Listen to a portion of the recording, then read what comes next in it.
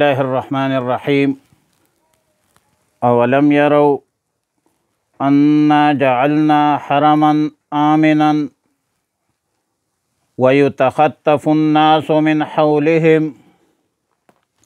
پارہ نمبر 21 سورہ عنکبوت، رکوع 7، آیت نمبر 67 تا 69۔ مذکورہ آیتوں میں مشرکین مکہ کی جہالت، سفاہت پر مبنی حرکات، سکنات کا ذکر ہے کہ جب سب چیزوں کا خالق مالک اللہ رب العالمین ہے اور سب چیزیں اللہ کے مخلوق ہے، مملوک ہے، جب اس پر اعتقاد یقین رکھتے ہو تو پھر تم خود تراشیدہ اصنام کے، پتھروں کے، بتوں کی عبادت کیوں کرتے ہو؟ اللہ رب العالمین کے لیے شریک اور سہیم کیوں بناتے ہو؟ اور پھر نہ صرف یہ کہ اللہ تعالیٰ کو تخلیق کائنات کا خالق سمجھتے ہیں، مالک سمجھتے ہیں، بلکہ مشکل حالات میں نجات دینا بھی اللہ کے اختیار میں سمجھتے ہیں، جانتے ہیں اس بات کو، مگر نجات سے خلاصی کے بعد پھر بھی شرک اختیار کرتے ہیں، پھر بھی غیر اللہ کی عبادت کرتے ہیں۔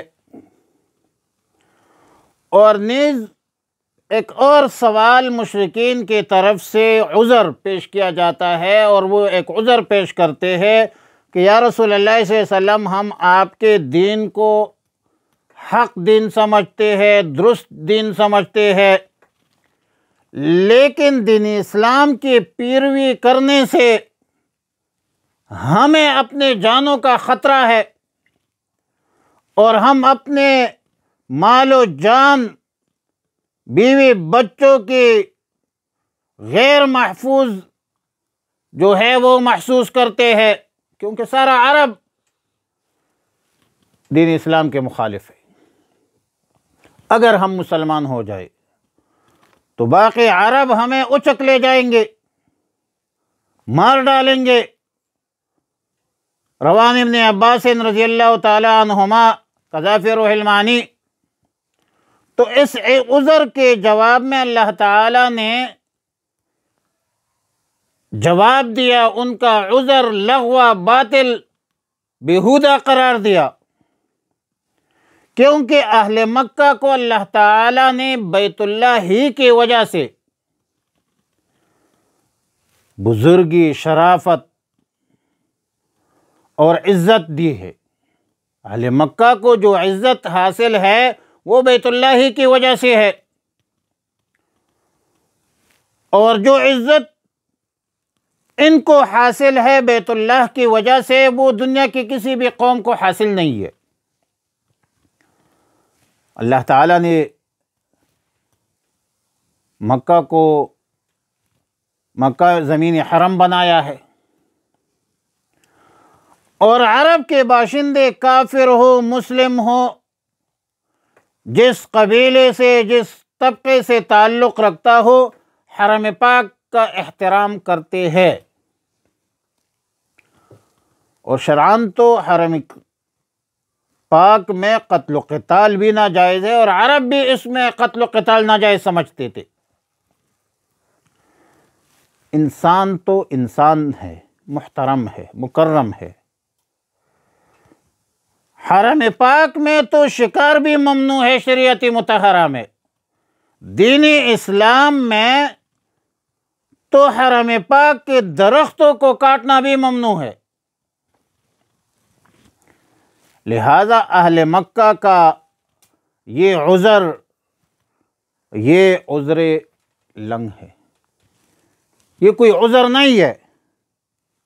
تمہیں تو عرب کے باشندوں میں سے، یعنی پورے عرب کے باشندوں میں سے اہل مکہ کو جو فوقیت اور شرافت اور عزت حاصل ہے، بیت اللہ شریف کی وجہ سے ہے۔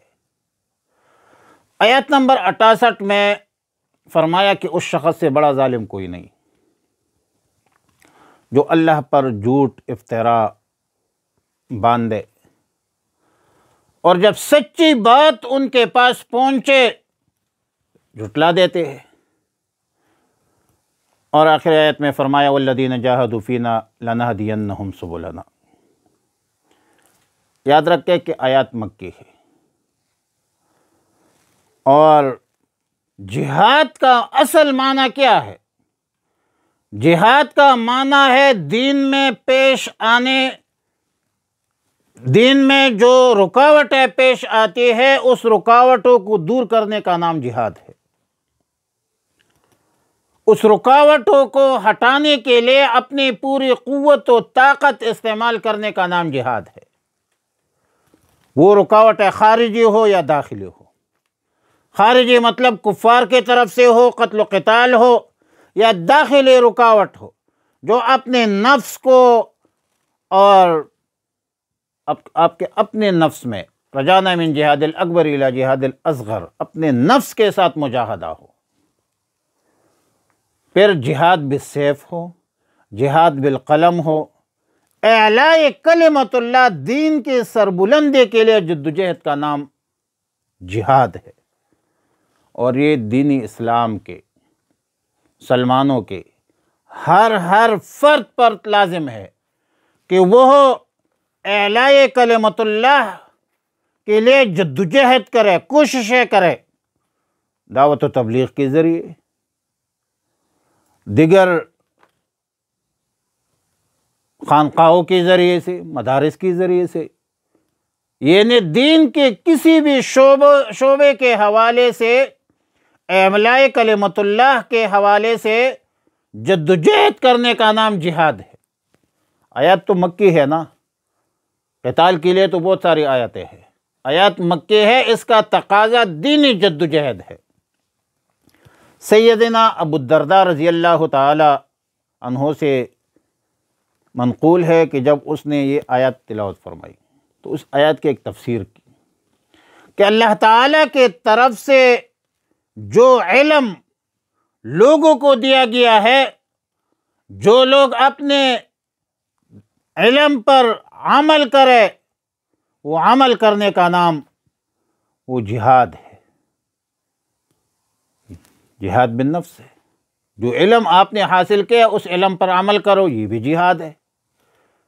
اللہ تعالیٰ نے، اور جب یہ اپنے علم پر عمل کرے گا تو اللہ تعالیٰ ان پر دوسرے علوم بھی منکشف فرما دیتے ہیں جو ابھی تک حاصل نہیں ہے۔ فضیل بن عیاض رضی اللہ تعالیٰ عنہ سے فرماتے تھے کہ جو لوگ طلب علم میں کوشش کرتے ہیں ہم ان کے لیے عمل بھی آسان کرتے ہیں،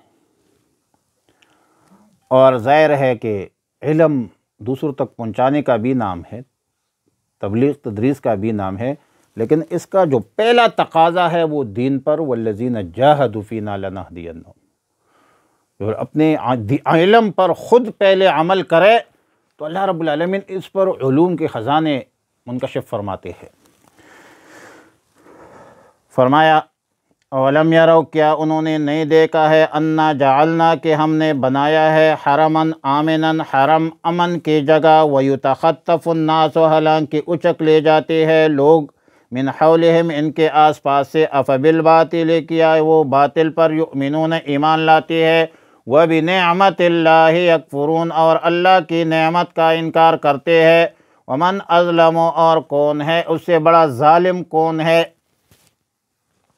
لا اظلم احدا، ممن افترا، اس سے جو باندھے اللہ، اللہ پر، کذباً، جھوٹ، او کذبا بالحق، یا جھٹلائے حق کو، لما جاءہ، جب وہ آیا ان کے پاس، الیس فی جہنم، کیا نہیں ہے دوزخ میں، مثوًا ٹھکانہ، للکافرین، کفار کے لیے، والذین جاہدوا، اور جن لوگوں نے مجاہدہ کیا ہے، فینا، ہمارے راہ میں، ہمارے راستے میں، لنہدینہم، ہم ضرور انہیں ہدایت دیں گے، سبلنا، اپنے راستوں کی، وَإِنَّ اللَّهَ لَمَعَ الْمُحْسِنِينَ، اور بے شک اللہ رب العالمین نیک لوگوں کے ساتھ ہے۔